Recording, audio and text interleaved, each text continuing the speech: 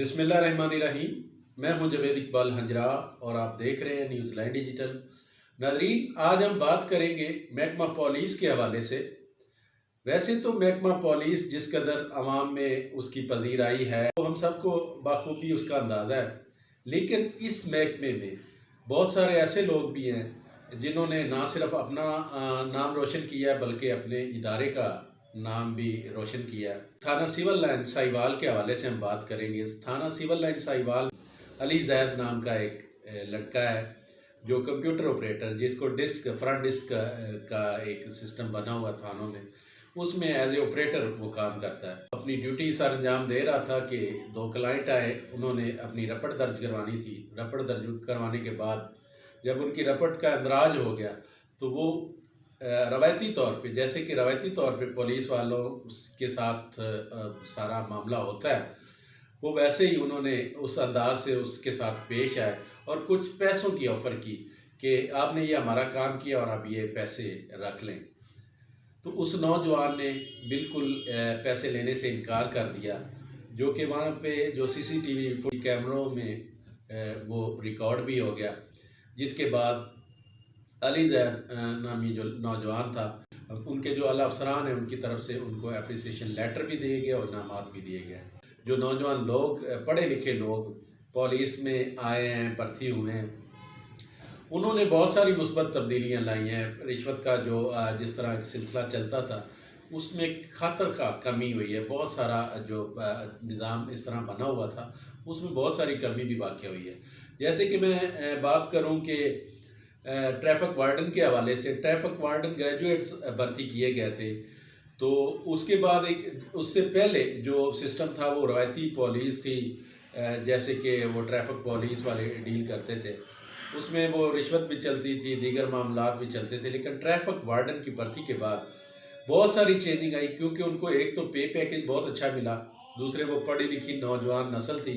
नौजवानों ने आके एक तो काम अच्छा किया, उन्होंने परफॉर्मेंस अच्छी दी, दूसरा रिश्वत का जो बाज़ार सरेआम गर्म था, कम अज़ कम उसमें रुकावट आई, कम उसमें बहुत सारी कमी देखने में आई।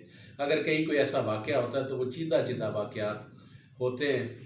इसी तरह जो पेट्रोलिंग पुलिस भर्ती की गई थी, पेट्रोलिंग पुलिस ने भी उनके नौजवान जो भर्ती किए गए थे वो नौजवान भी पढ़े लिखे नौजवान थे, और उन्होंने भी आज तक कहीं हमें ये नहीं सुनने में आया कि पेट्रोलिंग के नौजवान ने कहीं से रिश्वत ली हो।